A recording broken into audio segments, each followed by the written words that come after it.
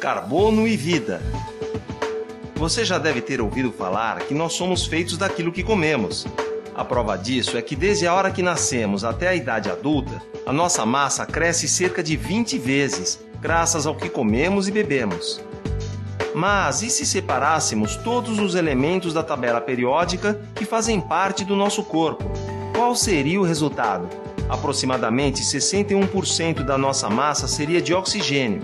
Em segundo, o carbono com 19%. Depois o hidrogênio, o nitrogênio, o cálcio, entre outros elementos. Mas é do carbono que vamos falar. Ele é um dos elementos mais importantes para a estrutura dos seres vivos. Os átomos de carbono que compõem o seu corpo fizeram uma fantástica viagem até estarem assistindo essa animação agora. Para saber de onde vieram e para onde vão, vamos tirar os pés do chão e subir até o espaço sideral. O carbono na atmosfera.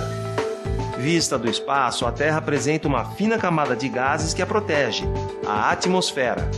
A atmosfera é muito importante, pois filtra a radiação solar que atinge a Terra, deixando somente uma parte dela chegar até a superfície. A luz do Sol que conseguimos enxergar é apenas uma pequena faixa de toda a radiação eletromagnética que é emitida. Essa faixa é conhecida como espectro visível, representado pelas cores que enxergamos. A radiação solar que chega até a superfície da Terra aquece o meio e é reemitida na faixa de radiação infravermelha, conhecida como ondas longas, e que nós sentimos na forma de calor. O interessante é que uma parte dessa radiação é absorvida por alguns gases presentes na atmosfera. Dos principais gases atmosféricos que têm essa característica, 3 possuem o carbono em sua composição. São eles o dióxido de carbono, o metano e os clorofluorcarbonos.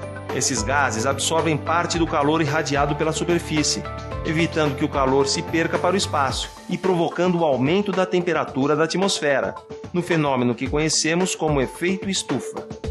Nos últimos 200 anos, por causa dos processos industriais, queima de combustível fóssil, queimadas e desmatamento, a humanidade jogou na atmosfera uma enorme quantidade de carbono que até então estava armazenada em reservas no subsolo e nos tecidos das plantas. Esse carbono, na forma de gases estufa, tem contribuído para o aquecimento global e consequentes alterações no clima da Terra, com grandes impactos para os ecossistemas e o próprio homem. Uma das grandes questões que tem intrigado a comunidade técnica e científica internacional é como resgatar os gases estufa que estão em excesso na atmosfera e garantir o reestabelecimento do equilíbrio climático da Terra. O carbono, a fotossíntese e a vida na Terra. A importância do carbono da atmosfera para a vida na Terra não para por aí. Apesar de não conseguirmos enxergar, a todo momento ocorre a troca de carbono entre a atmosfera e as plantas, através da fotossíntese. Esse processo dá início à teia alimentar, que produz material orgânico e supre grande parte da demanda energética do planeta. Durante o dia, as plantas e as algas usam a energia solar por meio da fotossíntese para separar nas moléculas de água o hidrogênio do oxigênio, liberam o oxigênio para a atmosfera e transformam o dióxido de carbono em compostos orgânicos na forma de açúcares. Esses açúcares, somados a elementos que a planta também absorve do solo, se transformam em moléculas complexas que formam o seu corpo, ou seja, a sua biomassa. Durante a noite, as plantas continuam respirando. A respiração das plantas é um processo de quebra de moléculas de glicose para a liberação de energia que nelas se encontra armazenada. Nesse processo, as plantas liberam gás carbônico para a atmosfera. Por utilizar diretamente a energia solar e elementos químicos básicos para realizar seus processos biológicos, plantas e algas estão na base da teia alimentar e são denominados produtores. Animais que se alimentam exclusivamente de plantas e algas são denominados consumidores primários. Já os consumidores secundários se alimentam dos consumidores primários e, em alguns casos, também dos produtores. Para completar a teia alimentar, temos ainda os consumidores terciários e os decompositores. Como podemos ver, não retiramos o carbono diretamente da atmosfera, mas da biomassa das plantas e dos animais que ingerimos. Por isso, o carbono que faz parte do nosso corpo um dia já esteve livre na atmosfera e, em algum momento, foi capturado pelas plantas que nos serviram de alimento. Esse mesmo carbono já pode ter passado por outros seres vivos, nos inúmeros ciclos que se sucederam desde que existe a vida na Terra. O estudo do ciclo do carbono na fotossíntese. A compreensão do ciclo do carbono na fotossíntese deve-se a um grupo de pesquisadores na Universidade da Califórnia, liderados por Melvin Calvin. O grupo de Calvin conseguiu entender as características do primeiro composto de carbono estável que ocorre na fotossíntese. Transferência do carbono da atmosfera para as plantas. Toda vez que uma planta cresce, ela retira carbono da atmosfera. Mas como podemos medir a quantidade de carbono transferido da atmosfera para as plantas? Uma forma é determinando o quanto a planta utilizou para a respiração e o quanto foi armazenado de matéria orgânica para compor a sua biomassa. Se medirmos a biomassa da planta, teremos uma forma simples de calcular o estoque de carbono que ela acumulou durante um determinado tempo através das trocas de gás carbônico com a atmosfera. O crescimento de um ecossistema, acumulando biomassa ao longo de sua evolução, determina quantidades diferentes nas trocas de carbono entre a atmosfera e o ecossistema. Quando uma floresta começa a se estabelecer, a taxa de acúmulo de biomassa é maior. À medida que o tempo passa, a diferença entre entradas e saídas de carbono entre o ecossistema e a atmosfera vai diminuindo.